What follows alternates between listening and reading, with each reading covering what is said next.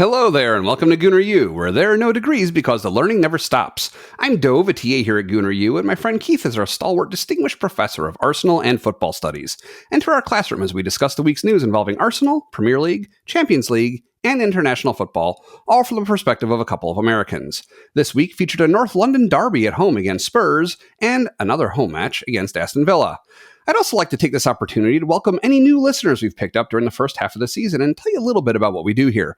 We record weekly hour-long episodes discussing the week's Arsenal events, typically one or more matches, and on international breaks we discuss World Cup qualification and other items of interest for the international game. If you don't want to miss any of those, please hit the subscribe button and you'll see everything that we do. On Tuesday through Friday, we release a short each day which cover different topics from the week, and sometimes there may be things that we don't talk about on the main episode. If you're interested in those, you can find those most places where you might look for short video, like TikTok, YouTube, Instagram, Twitter, or X if you prefer, and Threads. There are links in the description. Now that we got that out of the way, hello, Keith. Hello, Dove. I want to have something pithy to say, but I feel like if I say it, it's just going to get, put back in my mouth and taken away shortly afterwards. Too soon. Oh. Yeah, that was not fun. That was not fun. It definitely took referring to the end of the Aston Villa match. That one took something out of you. Just there are gut punch losses and there are gut punch losses. And look, we'll talk obviously about the handball. That's not why we drop points in that game. No, as many whatever we may have to say about it. Ultimately, that's not where our energy should be focused. But how are you? Aside from that, doing all right. Yeah, we're all fine here. Thanks. How are you? Yeah, I'm probably doing better mentally than Arsenal, the team, are at this point. But yeah. Well, I wouldn't qualify that as mentally. I'm sure you're doing better physically than they are. Not necessarily. Wait, when did your ACL tear? Like, I mean, listen, man, nothing that requires surgery. Thankfully. Yeah, I'll say when are you going under the knife? Yeah, something maybe closer to what Saliba is going through at the moment. Soreness. Yeah, good old soreness. Of course, for us, it's just called getting old. But yeah, right. Yeah, this week definitely. You know the song "Mother's Little Helper," Rolling Stones. Oh dear. Yeah, that's what keeps on playing in my head. Is what a drag it is getting old. I keep on hearing that in my head all week long as I'm going through this pinched nerve thing. So yeah, that's no fun. Yep. But anyways, you put in the notes here. I guess we have a summer signing coming up. What's this? Maybe. So obviously, one of the sort of stories we're going to talk about here is sort of the lack of signings that we've seen through January, but also I think an interesting sort of bit to that. It was not announced, but it sounds like it's close to happening, or Arsenal are very strongly pursuing it. A deal for Martin Zubimendi, who's a midfielder from Real Sociedad in Spain. He's also a Spanish international. Liverpool did try to sign him at some point. I don't know if that was last summer. But apparently that didn't work out because he's still in Spain. And apparently we have, I don't know if apparently we're pursuing it. And I think it's a case where, a lot of the details will sort of be, taken away, but obviously that's not going to become something that actually takes place until the summer. He is not coming, anytime soon. And it's an interesting deal because obviously we sort of complained about who has come in, more defensive players, who hasn't come in, attacking players, strikers, goal scorers. But both Jorginho and Thomas Partey are out of contract at the end of the season. So this is kind of a necessary thing. And again, a player, Zubimendi, who's had a good career so far as a young player in Spain, has a European Championship medal with the Spanish national team. So he's definitely a quality, a player Liverpool was clearly interested in. So he's clearly a quality youngster. So it's going to be a good signing for us. So some good news, along with the whole beating Spurs again, like we should, but we'll talk about that too. We started the week off right, at least. Yeah. Happy Wednesday, at least. Yeah. Well, yeah. Now's as good a time as any. Let's talk about the Spurs match. So the first thing that I noticed was wait a second. We have Raheem Sterling and we don't have Jesus. Uh-oh, it really was that bad. Yeah, although with Jesus, I think when a player gets taken off like In a that, stretcher. it's not good. It No. was never going to be good. And so, yeah, I think they said ACL, and I believe he's had or is having surgery, and as a result, it seems likely that he's played his last game, at least this season, as an Arsenal player. Right. And that's it stinks. It stinks for him, and it's unfortunate because of the leg injury he had during the World Cup. I mean, leading up to it, those first few months, that first half of that season, man, he was a good player. Yeah. But injuries do that, and he seems like he was never quite able. We last year how he was basically battling through the recovery the entire season, and so that's it's unfortunate that it's going to play out that way. But yeah, more. I mean, I shouldn't say more importantly. Obviously, in the long term, that's the long term answer. In the short term, it's another offensive player. We currently have 4 players for the forward line. Some combination of Trossard, Martinelli, Havertz, and Raheem Sterling, all of whom have been having their struggles over the last, well, I would say at least the last couple of weeks. So for some of them, it's been the last, season. And so it's we're in a tough spot currently, unfortunately. So Right. So if we're talking about everyone who we don't have, at least on the front line for now, so Saka, Jesus, Nwaneri are all injured. Yeah. That's most of it for the front line, right? Yeah, and you could also throw in as well, and they're not injuries, of course, but letting Ethan Nwaneri and Emil Smith-Rowe both leave, those are players who could have filled in the spot. Now, I think there's a little bit of hindsight there because if you're Nketiah and Smith-Rowe, like there's no guarantee that Saka and Jesus get hurt, right? So Right. You can't stay here on the off chance you'll play. And while it would be nice to have Eddie Nketiah there, I mean, how many times have we seen Nketiah come on? How many times did we see Nketiah play and not score? And he's a goal scorer, but I don't want to fall into the hindsight trap of we let Eddie Nketiah go. If he was here, obviously we'd be banging in goals, but obviously it's an easy thing to point to, and I can't say it's entirely wrong, but certainly the injuries on the front line are hurting, and I say that we're carving out chances. We're carving out chances, but it's about conversion, and even in the Tottenham game to a certain extent we've struggled with that. So injuries are just the thing we have to kind of deal with. Yeah. So they got off on the front foot. They scored the first goal in the Tottenham match. Yeah. Well, I would say they got on the scoreboard first. Honestly, and frankly, for most of the game, we were on the front foot. I mean, that's true. Yep. We were definitely pushing harder. Yeah. Yeah, and Declan Rice said this in the post game, like, "Oh, we could have scored 10." And I don't know if we could have scored 10 goals, but I mean, they dominated most of the game, and of course that's the thing when you give up the goal that way. Again. You call them a negative variance, right? They're the things that don't normally go wrong, but sometimes they go wrong. And in this case, again, it seems to go wrong for us where a ball deflects off Saliba, makes its way in, and it's a goal that I don't want to say they didn't deserve, but, in terms of the way the game was playing out, we were very much on the front foot. We were very much dominant, and it is a gut punch that we've kind of dealt with.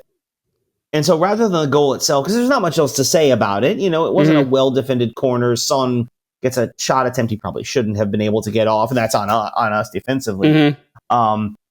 And then it deflected off of Saliba in an unfortunate way. Yeah. And then they get the deflection. And I do think it's to our credit that afterwards we just went right back to work and kept putting pressure on them.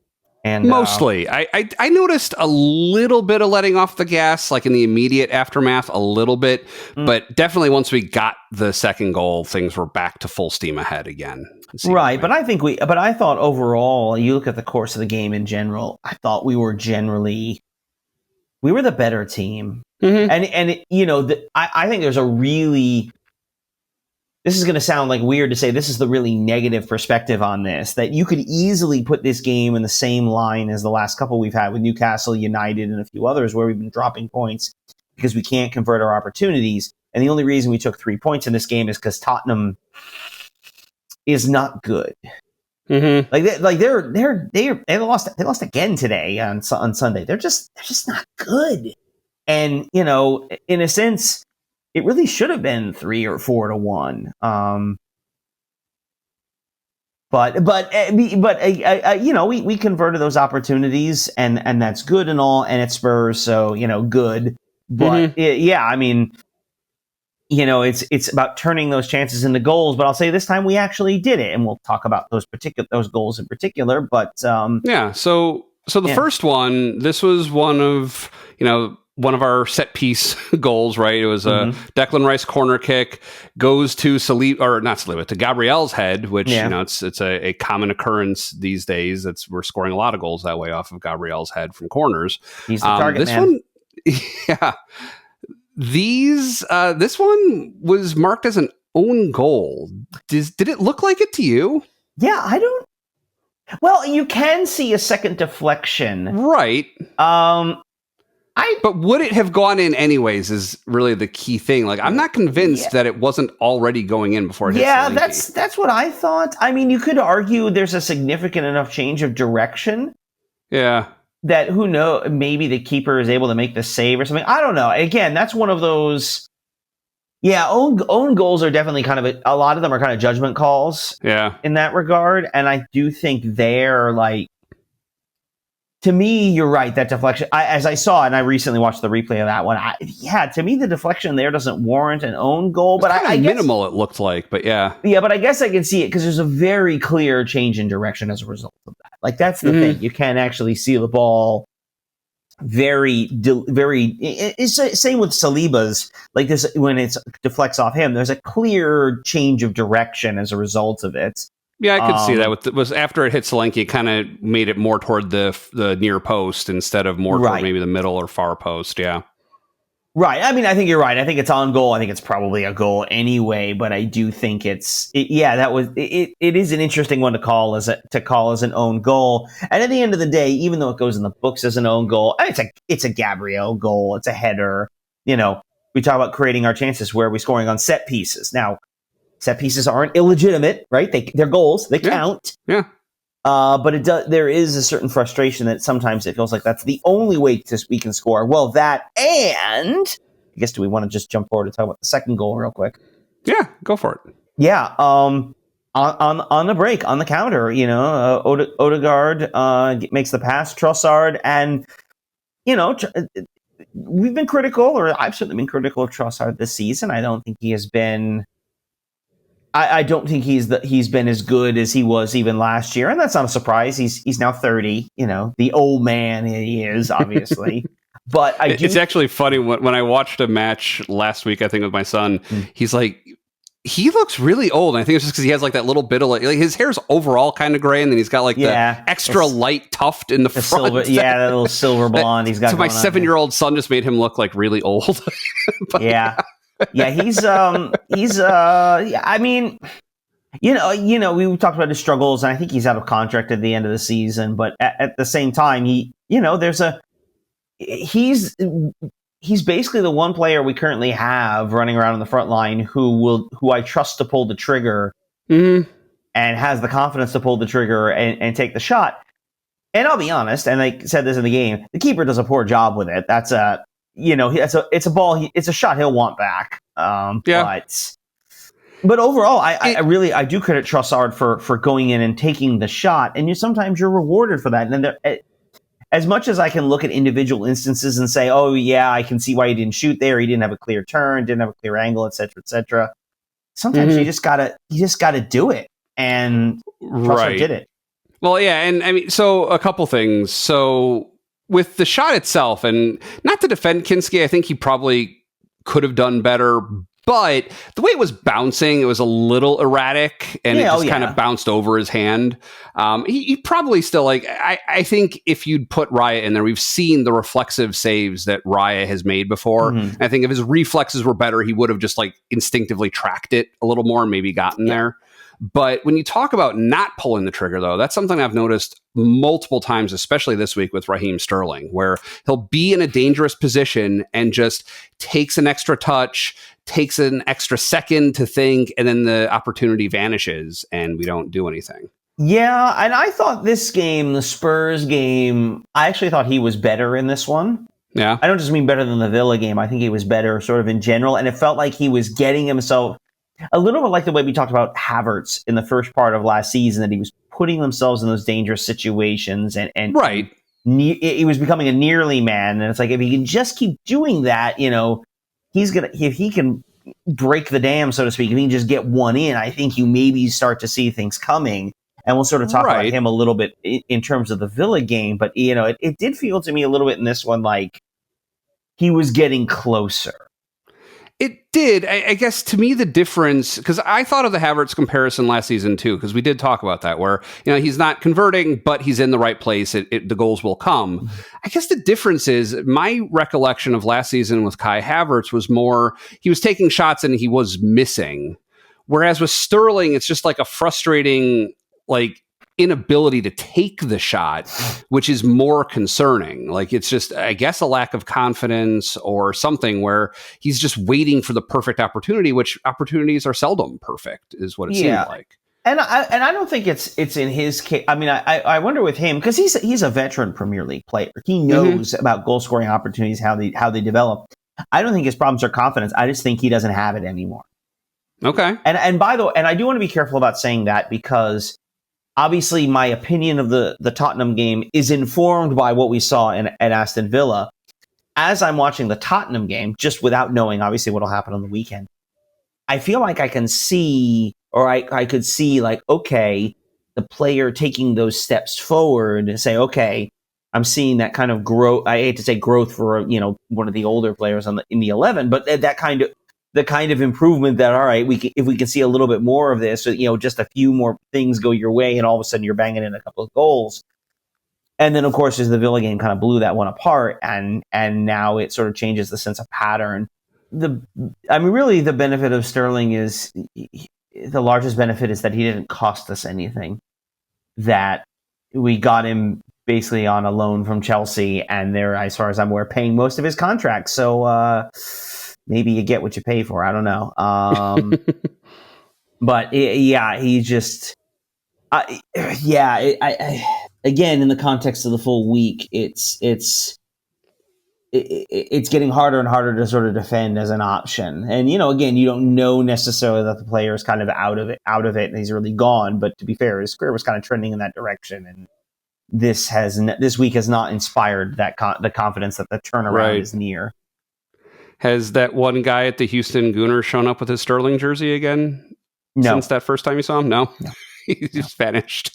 We get a lot of those kind of one-offs or drop-ins and stuff. I mean, and it's fine, but if you actually pulled together every Arsenal fan in Houston, it would be a pretty large group. But there's mostly a solid collection of diehards, and that's and then depending on the game or the time of day, it's the crowd. Big opponents, beginning and end of the seasons kind of draw really well, but and so United, Liverpool, Chelsea, those games. Spurs, I imagine if it had been the weekend game, but this one, Yeah. So we late in the match we saw Kieran Tierney come on for Trossard, which speaks to our lack of options more than anything else. Yeah, it does. I mean, obviously with Tierney, he's definitely obviously a defensive player, being a defender. But he's also with Trossard. I mean, I think that was at sort of the point where Arteta's like, all right, let's try to lock this down. Let's close this game down. Mm-hmm. And Trossard, even on his best days, is not a particularly good defensive player, which again, he's a winger. That's not necessarily required, but he's not exactly defensive minded, doesn't really make tackles and stuff. And so having Tierney there it makes the left side a little more conservative and maybe settles things down a bit. But obviously some of it also is just, again, I just don't know who else you put on, right? Right. Yeah, exactly. Oh, God. The pickings on our bench are getting slimmer and slimmer. But yeah, so the last couple of things I wanted to ask you about were the 2 yellow cards toward the end of the match. So the first one, do you have any explanation? Do you know what happened with Miles Lewis-Skelly? Like, he was getting subbed off, I think. Zinchenko was coming on for him. And somehow he earned a yellow card. And you saw all the Tottenham players were, like, ushering him over the byline. Were they trying to make sure he didn't take the long way around or something? Or remember that when you're subbed off, you have to go the closest sideline. So because they were close to the goal, he was supposed to walk up on the goal line. That's up to the ref, though, to tell you to do that. Typically, right? Well, I mean, there is a bit of a judgment there. Like, obviously, that's not the quickest way to go. And the referee, I believe the card was essentially time wasting / a little bit of the pushing and shoving there. Or again, sort of a delightful Britishism, handbags. It just, I don't know. The yellow is kind of dumb. Lewis-Skelly seemed to take it in the right mindset. And of course, Richarlison was involved, who has more yellows than goals. But okay, good job, tough guy. And again, Lewis-Skelly definitely plays with a bit of an edge. There was a delightful interview he did on the field with Ian Wright after the game where he said his grandma, I'm forgetting the exact line, but grandma was in the crowd and I couldn't look soft in front of Nan, and he didn't.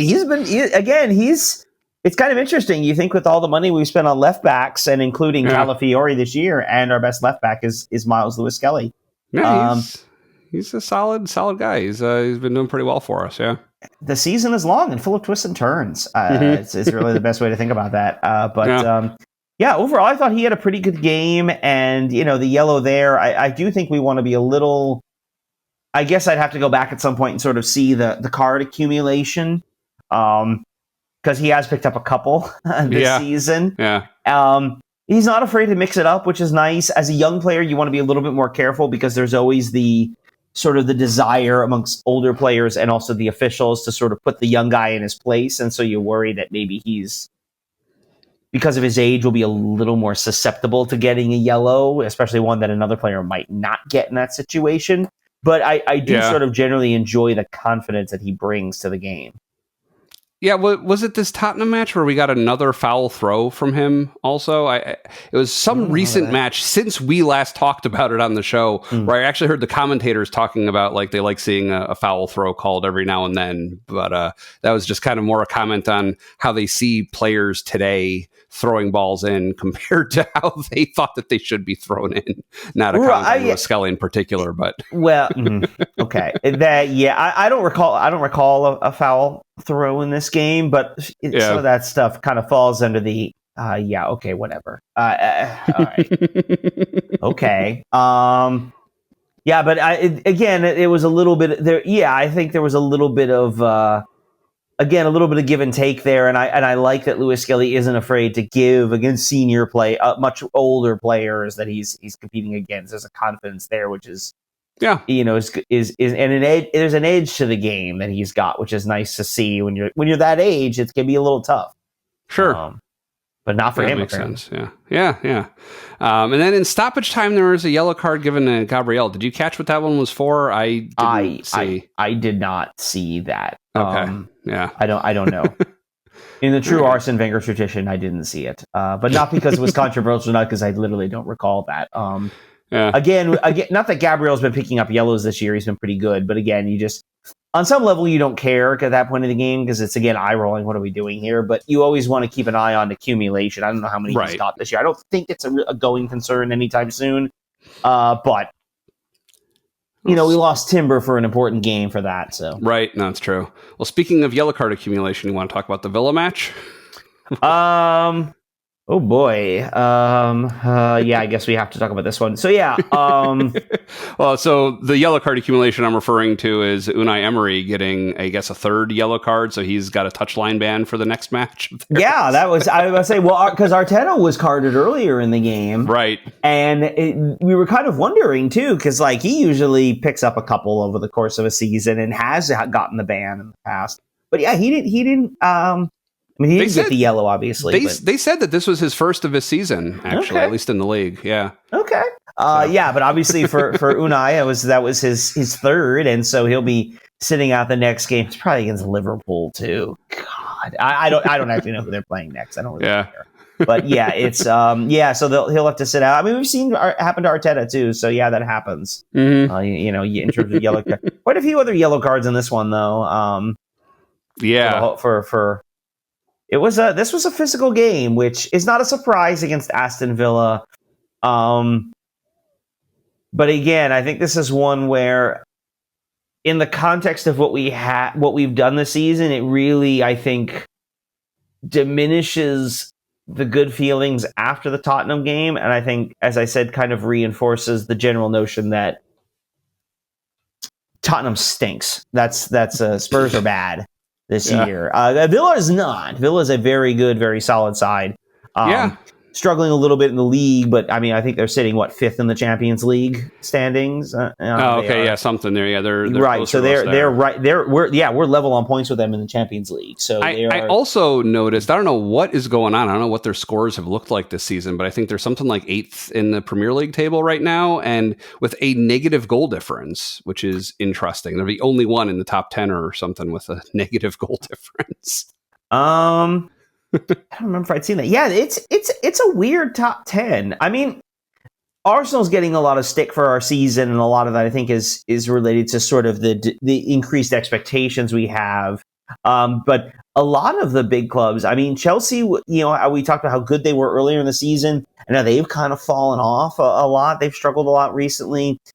Forest, of course, had a great season. City has been through their crisis. But you look, obviously, we've got United and Spurs being much further down the table.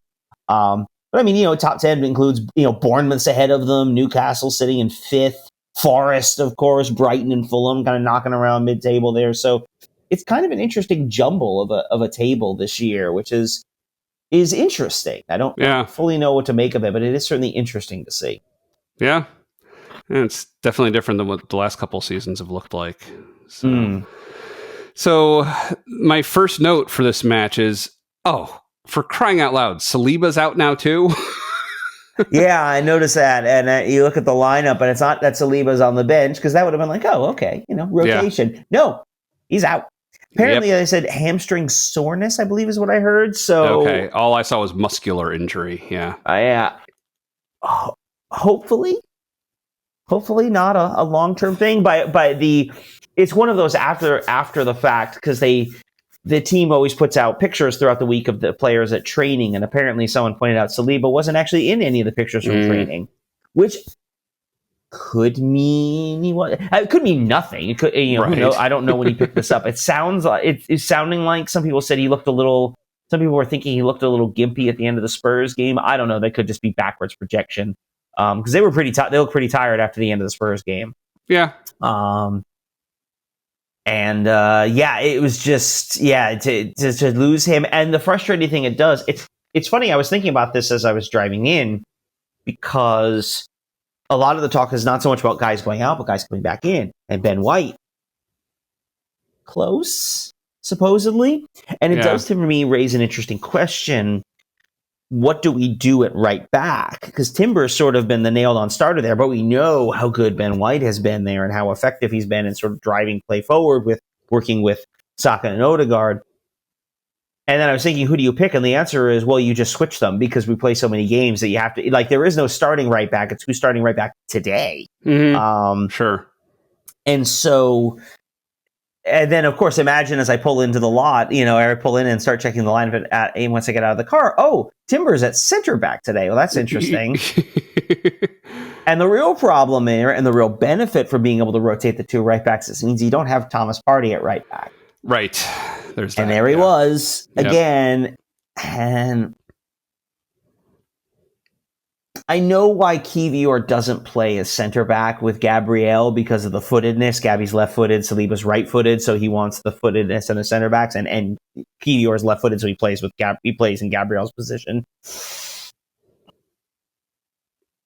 But Thomas Partey's not a right back, and it costs us. We aren't as good defensively when he's in there, and that's it's troublesome because of the degree to which we have trouble finishing opportunities and finishing chances.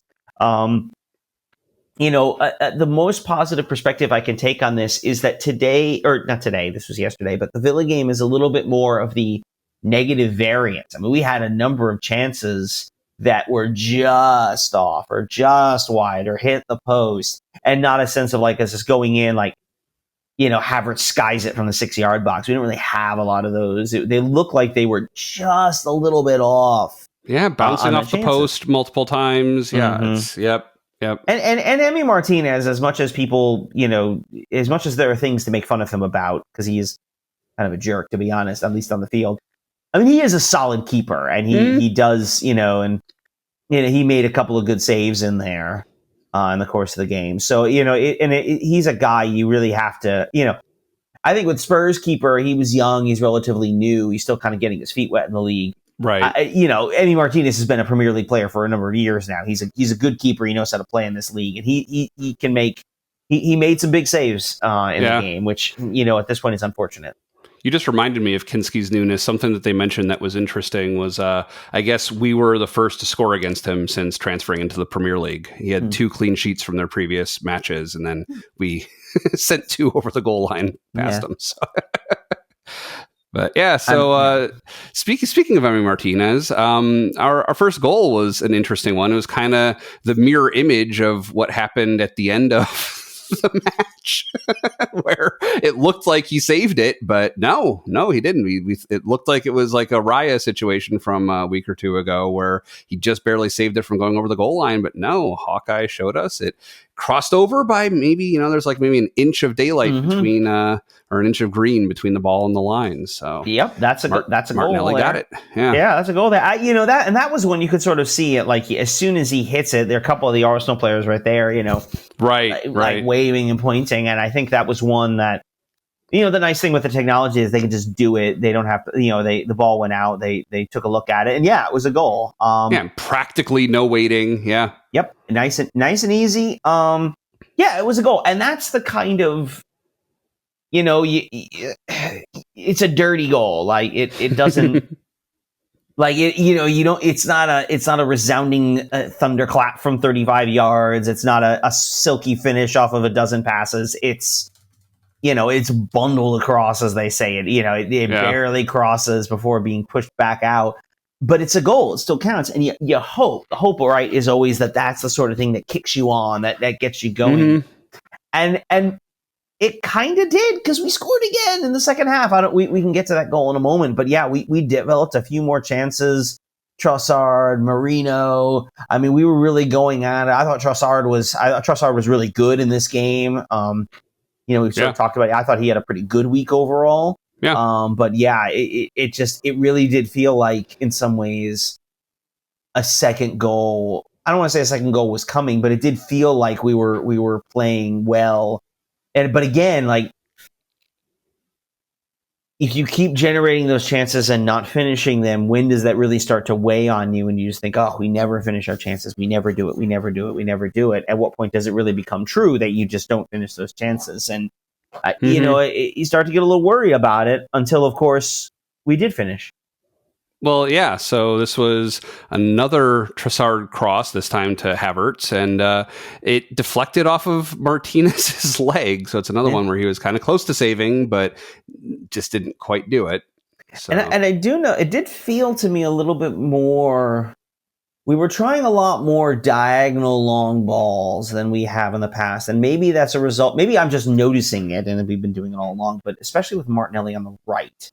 It did feel like they had a few set plays, not set pieces, but set plays where the ball was being floated into Martinelli on the far post. I thought he had a couple of good chances. He had one early on that was really close in and, forced a good save.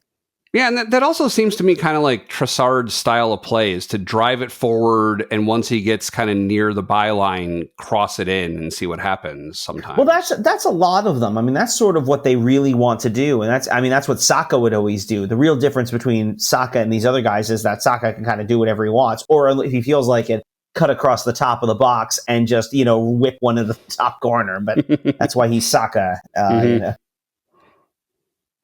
Yeah. But no, it worked, and it's good to see Havertz come back, redeem himself a little bit since bungling the penalty kick last week. I've heard he got a lot of flack for that, which it happens. It's frustrating because it's like if you're someone who is nasty and critical of him in public about something like that, what is your goal? Are you a fan of Arsenal? Do you want Arsenal to do well? Do you want to put him into a negative headspace that is going to cause him to perform more poorly for the rest of the season? Have you? I take it you never read the comments on stories, because this is right. Yeah, I mean, there's always these kinds of fans, and social media does a lot for it. Like, obviously the general anonymity that you get from those platforms. There is also a sense, some people have suggested, I mean, I'm sure it's a factor, but I wouldn't say it's a main one, of the influence of gambling. That as more people are, but again, gambling's been pretty widespread in certainly in European sports in a much more open way than it was in American sports for a long time. And so it's, how much of this is anger as an Arsenal fan? How much of this is an anger of, I put 20 pounds on you to score, and how did you screw this up? So there's an element there. And there were apparently, it is being investigated. There were some nasty comments made to his wife, partner. I don't know if they're married or not, but directed at her and her social media feeds. And I think they either have a child, or she might be pregnant. And some of them were comments related to the point where Arsenal said they're investigating it. Now, obviously speech laws in the UK versus in the United States, which is not what the show is about. But most of those kinds of people are, and you'll always encounter these kinds of sports fans, right? The one who sort of take out their anger at the world on the sport they're following. And it's unfortunate because, this is ultimately just recreation. I think it was Jurgen Klopp, and I'm sure he was quoting for somebody else. It was like, football is the most important of the unimportant things. Like, in the end, it doesn't really matter. Yeah. And the subtext of that is like, stop, like, get over it.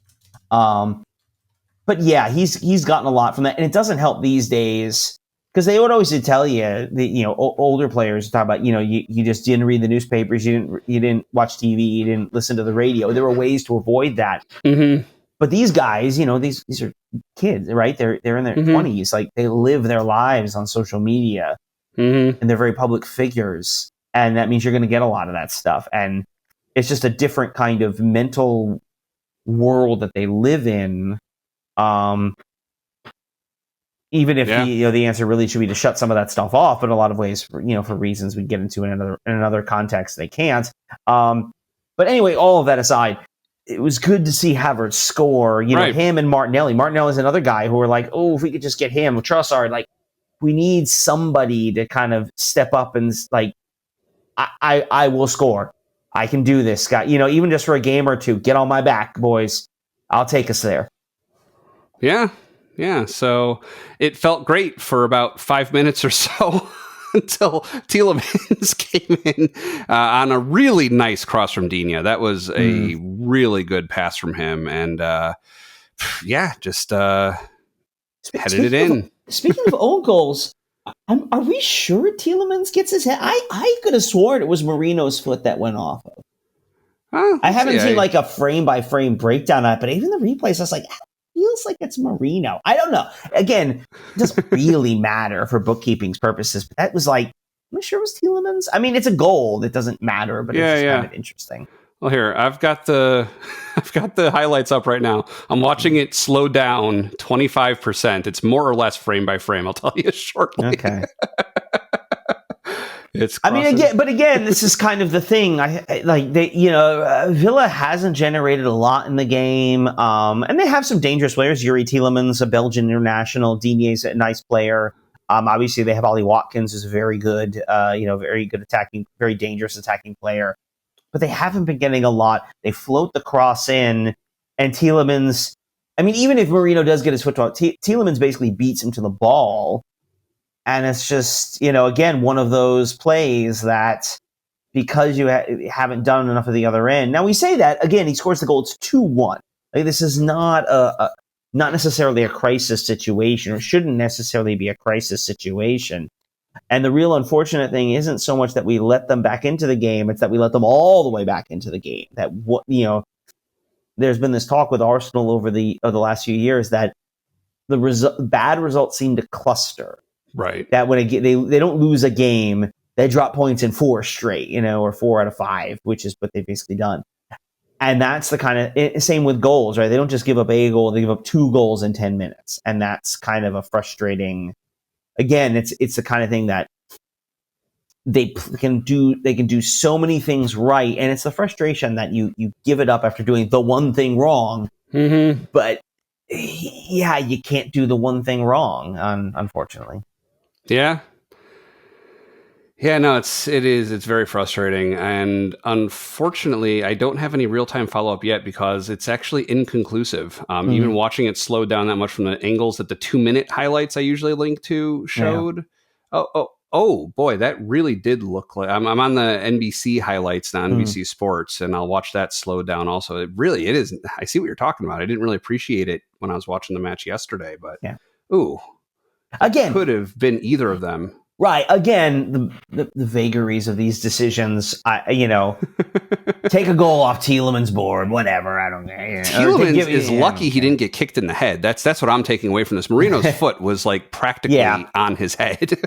But that's the kind of play you try to make. That's, again, the strikers, right? They go in for that ball, and you kind of can't think about that kind of thing. You got to throw yourself into the opportunity, and, they'll almost all tell you, if I score the goal, it was worth it. Well, yeah. Yep. And that's what makes them, them. That's what makes these kind of players who they are. So, yeah, but again, this is a great play and a good moment for them, but it doesn't have to matter until we let it matter. What was that, 8 minutes later? Well, right. And they immediately started gaining in confidence. I mean, Tielemans made another attempt within the next minute, and it glanced off the post. It was like a really close attempt. And then it was, only a few minutes later that, we let Ollie Watkins loose, and another good cross and another goal for Aston Villa. Yeah, and that's the one you point to, Saliba. Not Saliba, I'm sorry, Saliba being out when you point to Partey. Point to Partey at right back. That's a play that a defensive player, you can't lose sight of your man, especially when it's Ollie Watkins, their best offensive threat, their most dangerous offensive player. You can't lose him like that. Mm-hmm. And he did. And the ball's in the net, and it's 2-2. Again, but again, you look at that lineup there. I mean, Timber can play center back. He actually played center back at Ajax. He was playing right back with us, but he was a center back before he came here. But Partey, they were right back, and the way it unbalances things. When Partey's in, we give up goals that we don't give up when Saliba's there, and it speaks to Saliba's importance. But also, I think, speaks to some of the difficulties that we have with, for Partey in that position. And it's just, I know he's capable of doing things, but it sort of makes me wonder, from Arteta's, but is there really nothing else you can think? Is that really the best option we have in that position and those opportunities? And it's just, we talked about he had one good game a couple good games in that position over the holidays, but then it just tells me he's Cedric Suarez. He'll have a couple of games, and you just at some point the other shoe drops, and and then it dropped there to Watkins. So right, yeah. It's tough for us to say. We obviously have way less information on this than Arteta does. He's presumably seen his other options practicing and stuff, and it's. Yeah, it's tough to say. Yeah, and again, right, it's not so much that Partey is bad and that's why it hurts us, but the way that kind of, it takes him away from a better position and puts different players in different circumstances they're maybe less comfortable in, and and it just sort of hurts as well, the constant inability to get a stable lineup, a couple of games out there. That was part of what drove our success this time last year, right, was the ability to roll out the same lineup for a couple of games in a row, and you built those relationships. We just can't on the field, and we just can't do that this year. Well, yeah, to the point where I forget if it was last season or the season before, but that was a criticism against Arsenal. Exactly what players are going to play every match, and the other teams are able to prepare strategies to defeat them based on knowing exactly what the squad is going to be. They're doing the same thing every time, but we kept on doing it because it was working for us. Yeah, and the criticism of that is not it makes them easier to prepare against, because the reason they're doing it is because they're playing well, and like, you know, you can only scheme up against great players doing great things in so many good ways. I think the real difference is that we kind of ran out of gas. Like the team wasn't deep enough. Sort of like, it's similar to what we're seeing now, in that the team just wasn't deep enough. In that case, it just didn't have enough players that Arteta trusted to come onto the field. And so we wore down at the end. And obviously Saliba's injury very late in the season kind of ultimately doomed us, but, you know, we kind of wore down there at the end, and that cost us that in that first year of the Champions League. But yeah, you know, one of the benefits over the years, the thing is you build up the depth. I mean, in a sense, we're sort of complaining about our thin bench, but that's because we've been riding our depth for so much this season. The bench is thin, but if this was the first game where the bench had been thin, you survive it. But it's kind of been, it really has felt like since September, we just haven't been able to put a consistent lineup out there, and and things are getting worse, not better. Like most players that have gotten injured have not come back, and we've only had more get injured. So I mean Odegaard and Declan Rice, but Odegaard obviously I think he hasn't been his usual sort of assertive self. You know, I thought he was better this week than in we talked about some of the struggles the last few weeks.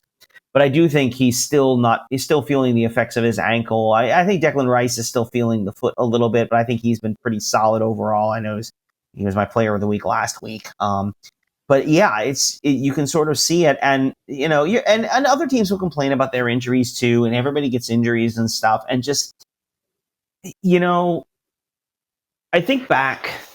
This isn't an Arsenal comparison. I watched the New York Yankees, the baseball team, and I want to say it was 2019. I mean, everybody was getting hurt. Just every time you looked up, every time a player came back from injury, someone else got hurt and went out. And the internal line, you know, was next man up, and everybody says that, but that's a hard thing to pull off. Now that was impressive. That team lost like the league leaders in man games lost, and they still won the division and wound up in the, you know, a win away from the world, like 1 or 2 wins away from the World Series. But what made that so unusual is that's really hard. Like, you know, when guys go out, it does diminish your ability to do things. And we're seeing that, I think, now, which is more likely how that plays out. And yes, look at Spurs. I said they were dire. I mean, also, like, their entire defense is hurt. Like, they're a mess back there, and that's injury related. And that's just how it goes sometimes. I mean, you know, City's been hurt. I mean, just with Rodri being out was a big it's done major damage to them as well. But and still with all of that, you know, I'll give credit. You know, they were struggling coming into Tottenham. They fell behind and they battled back. You know, they give up the lead to Villa, and yet still, I mean, after Villa's second goal, after they tied it, I mean, we went at it, and we had a couple of chances that more than a couple, just missed. So then Mourinho appeared to have won the game for us for a couple minutes. Minutes is a little long, but it felt like it. Yeah. Mourinho takes the shot, and it knocks off of Havertz, and it goes into the goal. Everybody's celebrating. Havertz has 2. It's a great day. We're going to win. And then we didn't. No. So let me state for you my understanding of the rule and make sure that I'm understanding why this got called back fully. So ordinarily, if we're talking about a handball in the normal course of play, if your hand is in a natural position, or if it's like up against your body, like the way that they put their hands behind their back when they're blocking a free kick or something, like if your hands are up against your body or in a natural position, it's not called a handball. And Kai Havertz's arm was up against his body in this case. He wasn't making his body bigger. It was basically the same as if it had hit his chest or his midriff, more or less. But that doesn't matter because it was the last touch before the ball went into the goal, and you can't score a goal off your hand. Is that basically it?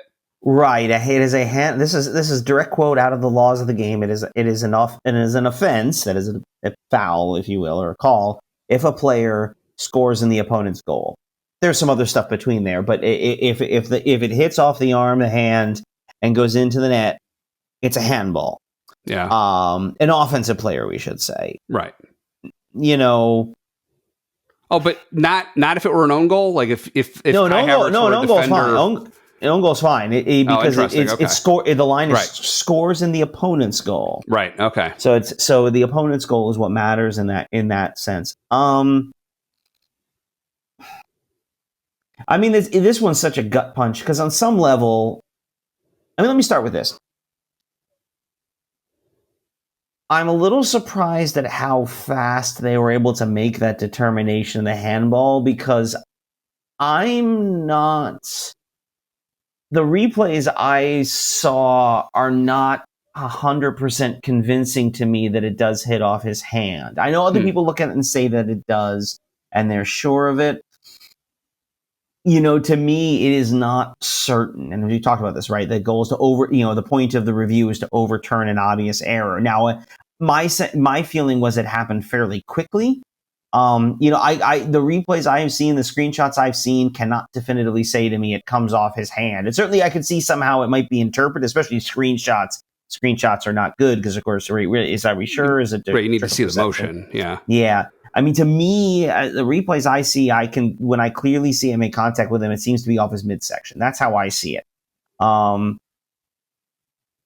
Having said that, you know, the real frustrating thing is, again, that sense of negative variance, right? Like, yeah. Of course, it hit off his hand. Again, his arms are being pulled into his body. Like, he's trying to get out of the way. He's trying to move and twist. It's such a small area for the ball to go to, and of course it hits it. Of course it goes into that. Of course it does that. Yeah. And of course they see it and they don't count it. And again, I guess if you're that convinced, if the referee's that convinced, or the VAR is that convinced that it hit off his arm, that's the call you have to make. And to their credit, I mean, certainly from a fan's perspective, it's a gut punch, and you just kind of like, you sit back. But they had a few more chances there. I mean, Trossard, and Marino hit the post. Trossard just missed. I mean, and then Sterling does a thing at the top of the box. Let's not talk about that. Yeah. It just, to their credit, they sort of came at it. But, we work hard for goals. We kind of have to. And to have one taken away like that feels especially cruel. But at the end of the day, really, it shouldn't come down to that. We shouldn't be in the position where we need that kind of deflection to get the goal to win the game. A game we were up 2-0. I mean, that's the real problem. That's a real problem. We have given away points with a lead quite a few times this season. Like, the difference in points dropped between us and Liverpool is basically the difference between their switching positions and us being 6 points ahead of them. Like, it's a huge gap because they don't blow those leads, and that's that just is. It's emotionally a killer. It is emotionally a killer. Mm-hmm. Yeah, I will say with that handball call, so I saw enough angles on it that I was pretty convinced at the time that it did hit his arm. Mm-hmm. And watching it back now with my newfound superpower of quarter speed playback on YouTube highlights, the angle looking over, like, from behind the goal, so you're looking straight at Havertz, you can clearly see the ball kind of change direction as it hits off of his forearm, is what it looks like. Okay. So I remain convinced that I mean, it comes down to what we consider the role of VAR to be ultimately. But it sounds like when it comes to VAR, everything about a goal needs to be kosher, or else they call the goal back, basically. Yeah, I mean, again, my objection to it really stems from my perspective, it wasn't clear. But if they think that's what they see, they have to. Yeah. Like, they've applied the rule directly. There's a frustration over sort of how quick it is. But again, that's because I feel like because I feel it's less clear. It's sort of surprising to me that they were able to make that call that quickly. But at the same time, if you see it again, the broader conversation, and we were all angry and frustrated and saying things about it, and 2 points was stolen from us, etc., etc. At the end of the day, like, it shouldn't have been that shouldn't have mattered. We should not have been in that position, and we let them back in. We let them off the hook. Yeah.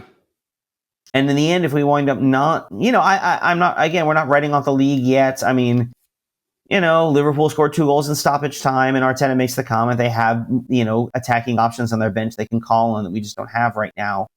In the end, if they do this, games like this are going to be why. And that's even though we don't need to be perfect in the way we had to be when it was against City. We still need to be better than we've been, and how much of that has raised expectations too. Like we talked about our point pace and our standing this year relative to last year, and how we're relatively on the same pace. But bear in mind that was after some iffy moments in the first half and in the second half where we just didn't lose. Right. I have a hard time watching this team and feeling like one of those runs is coming. That's the part where it gets you a little nervous. Again, I don't want to overstate it. I don't want to call into question Arteta's vision for the club. We're still, after all of this going on, we're still in second place. Yeah. I mean, we're tied with Forest, but again, and Forest won again today, so good for them. But something else, yeah. And I know we're still ahead of them by a healthy margin on goal difference, but tied on points.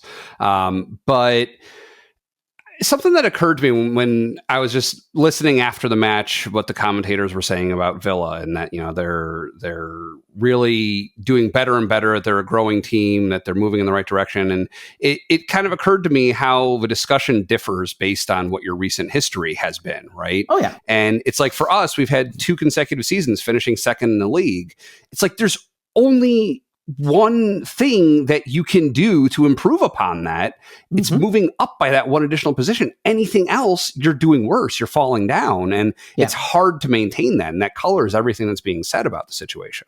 Yeah, and again, our record in the cups doesn't, it's not as if we can point to success in other competitions, especially in the cups.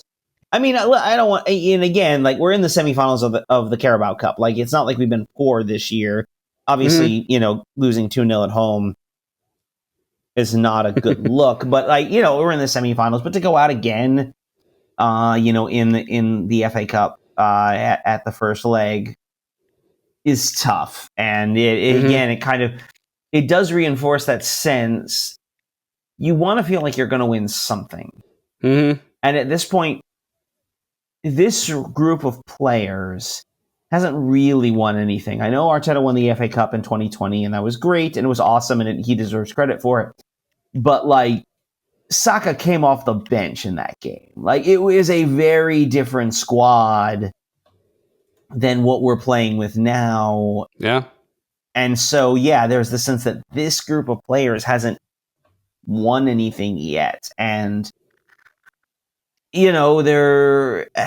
it's hard, again, based on what they're doing and how they've been playing, it's hard to say they're going to potentially do something, this year. But then again, you look and, we're not out of the league yet, although it's going to require a heck of a stretch at the end. Obviously, we have the Champions League still to go, but it's starting. You do start to feel like you become nearly man. And at what point does that become its own self-fulfilling prophecy, right? That you start to think of yourself as we're always come up short, and that starts to infect the way you play and all of that. So it's frustrating, but also, and I think mentally, in spite of the results, I do feel like there's a certain mental fortitude we're seeing here, but you don't want to have to rely on that as much, is what I think is the best way to say that. Yeah. That's true. One kind of silly question before we leave this match. So again, I was watching the players leave the field and stuff after it was over, just kind of sulking a little bit. And I noticed Martinelli and Martinez went up to each other and took their shirts off. They still had their undershirts on. Took their shirts off and swapped jerseys. And I remember you mentioning something about that in the past. That's something that players will do on certain occasions. And I just wondered if you could remind me, when is that done? Why is that done? And why might that have been done between these 2 particular players, aside from having almost all the letters in their last names in common? The shirt exchange is generally a sign of respect, usually from 2 players after the game. Sometimes it's done if one of the players is particularly famous, like if you're playing Messi, like everybody tries to like trade shirts with him, because they want to be able to say they got his shirt. Mm-hmm. In that case with Emmy and Gabby, I think I'm trying to look it up. I don't know if they were at the club at the same time. If there was Martinelli, any overlap there. Did he come through the academy? No, I guess he wouldn't have because he's Brazilian. He joined young though. But. Yeah, he joined relatively young, but I think he was playing relatively early. I don't know if they had much overlap at the club, but I mean they've played a lot against each other, certainly in the league. A striker keeper kind of thing. They also, play against each other internationally. Martinelli for Brazil, Martinez for Argentina. So there's a little bit of that too. That might play into, could just be some South American, going South American back and forth. But yeah, the shirt exchange is a kind of thing that you see done. You see it done intermittently. You again, two players for whatever reason decide they're as a show of respect to each other. You're starting to see it in other sports. In the U.S., like the NFL, you're starting to see it, and it's like guys who played in college with each other. Or had a particularly big battle and good battle in a game, one-on-one matchup. You're seeing it a little bit more there. It's a nice show of sportsmanship. Yeah, it's pretty cool. Mm-hmm. All right, who is your player of the week this week? I'm gonna go with Gabriel. I thought Gabriel. I think with so much of the rotation and changes in the back, I think Gabriel has been a solid, sort of a solid, reliable piece there on the back line, especially this week with Saliba being out. Yeah. I thought he had a lot of good defensive plays, sometimes cleaning up other people's messes. And then you add in just the threat that he has going forward on set pieces, and especially scoring the goal against Spurs or an own goal, whatever. But getting the goal against Spurs, especially having fallen behind to get them back into the game. To me, I think he deserves some credit for his overall play this season. But then this week, I think he's been particularly solid, given some of the rotational changes we saw on the back line this week. Yeah, absolutely. And he was going to be my second choice if you picked my first choice. Because, totally agree. And especially in the Villa match, I really noticed a lot of really good, solid defending from him throughout the match. A lot of good blocks, good plays. But no, I think I have to pick Trossard. He's been really strong this week. We're relying on him more than we have because of the position that we're in with injuries than we have the rest of the season. But he's stepping up. He's making a lot of plays happen. He had contributions to 3 out of the 4 goals that we had this week. And just taking the shots and making them sometimes, but taking them when they need to be taken and putting pressure on them. And some really good ball handling. Just overall, he impressed me a lot this week. Yeah, and a player who, I don't know that we can get 90 minutes from him week in, week out. I don't think he's that player anymore. And we talked about his form, but I think, this was a very solid week for him, a very good week for him. The goals are sort of the end result, but I thought overall he played well. All right, what is up for next week? Right, so we're back in the Champions League, which is weird to say in January, but Wednesday is a league phase game, the 5th of our 5-game homestand against Dinamo Zagreb. You may remember Dinamo Zagreb from getting beaten 9-2 against Bayern Munich to open the Champions League, but they've since crawled their way into the final playoff spots for the next round, level on points with Manchester City. Make of that what you will. But that'll be on Wednesday afternoon on Paramount Plus. And then back in the Premier League on Saturday, but on the road at Wolves. We go to Wolves on Saturday, and that will be on Peacock. All right. Thanks for joining us at Gooner U. If you're watching on YouTube, you can also listen to our show on Apple, Spotify, and some other places. If you're only listening, try watching us on YouTube with a link in the show notes. Your homework for today is to share our show with one friend. Or more if you feel like it. If you happen to go to a Gooners group somewhere, let everyone know about it. Share the love. We'd appreciate that. We record the show using Zencaster. If you'd like to try it out, you can support Gooner U by signing up using the link in the description, which also has links to everything we talked about and our social pages. Again, my name is Dove, and you can find me on Twitter at Dove Frankel. With me, as always, is Keith, and you can find him in a pub watching Arsenal matches. It's the hope that kills you, Gooners.